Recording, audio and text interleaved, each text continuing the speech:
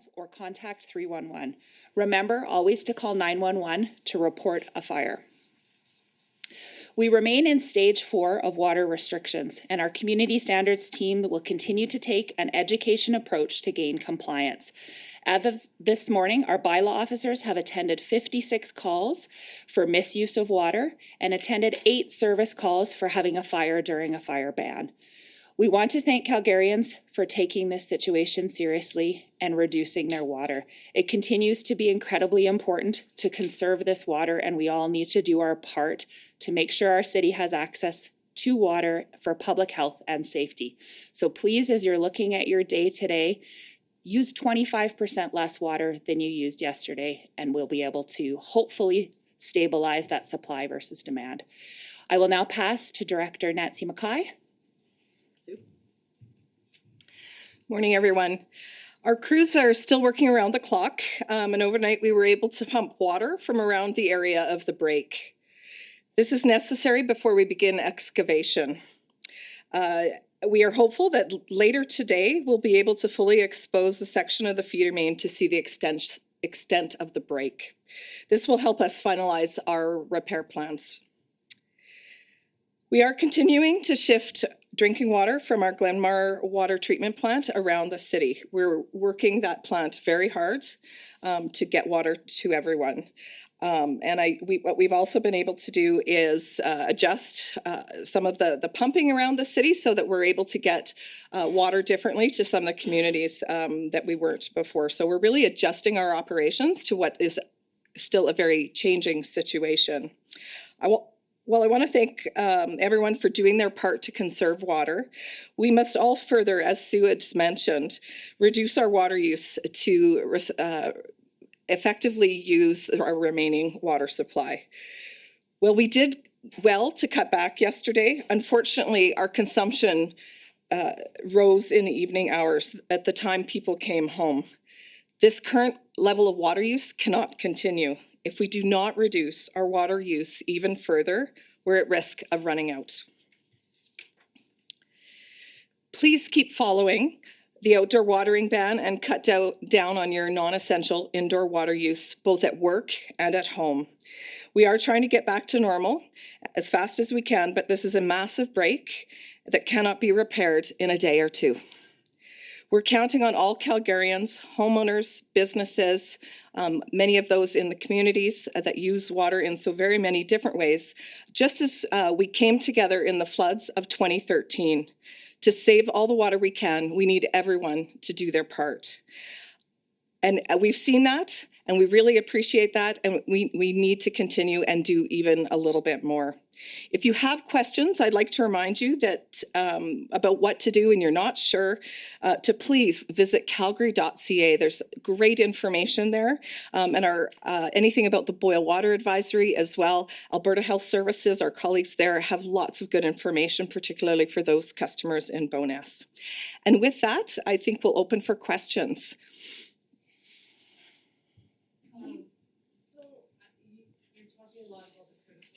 We might run out. Can you comment on actually how low and when we would run out? That really all depends on what Calgarians do. We are taking stock of how much water we're able to produce and bring out to the large reservoirs, which are you might not know they're in your community. They're under soccer fields sometimes that hold treated water. We have several of those throughout the city. We're monitoring the levels of those in addition to what we're able to produce. When you look at that and we compare that to what Calgarians are using, the balance dipped in the wrong direction.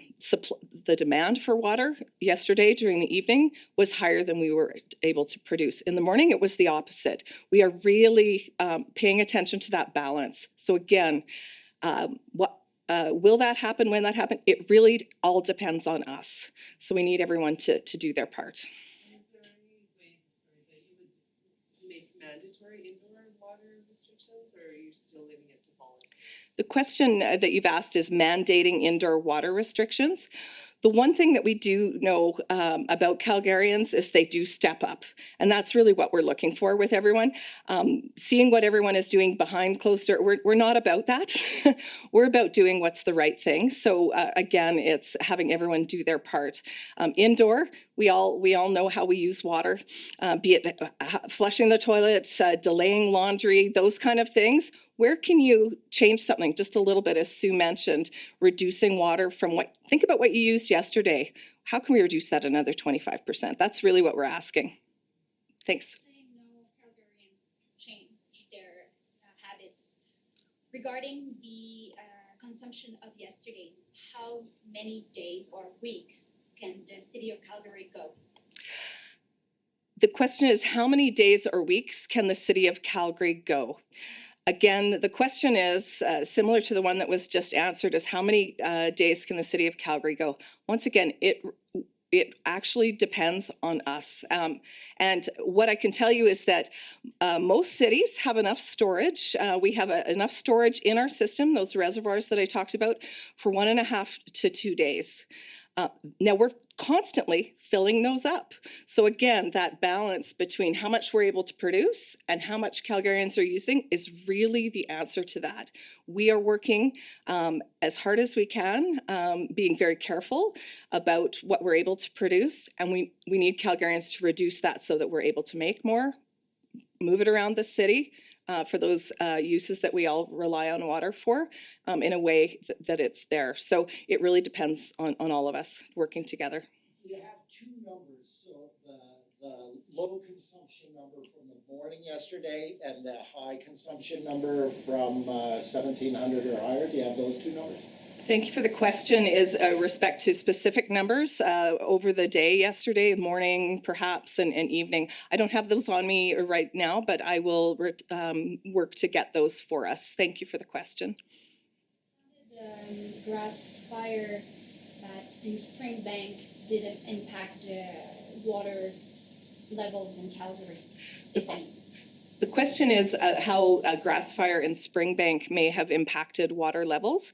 I don't have that with me right here. What I can tell you, though, is that we are working very closely with the fire department in terms of when there is fire, talking to our water services at the plant, where demand is and how we're moving water through our different pressure zones, which are different parts of that are network of arteries, so to speak, throughout the city. And we work very closely to manage that. I don't have numbers specifically, but I know our teams are working very closely. And Sue may be able to speak to as well. Chief Dongsworth was here talking about some different preparations that the fire department has been doing to prepare for making sure that they have what they need for fighting fire. So again, what's great about the EOC here is that we're all coming together to look at different scenarios and working some different options. You mentioned earlier the big thing is to get that water out of, to be able to suck the water out of there so they can kind of see the damage and now know how to attack it.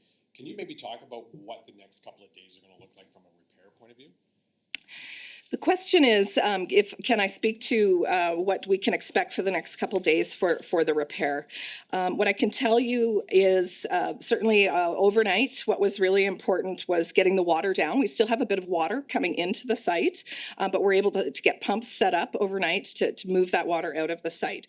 So again, the goal today is to expose the part of the water main that we think has some damage in it, and getting the site location ready.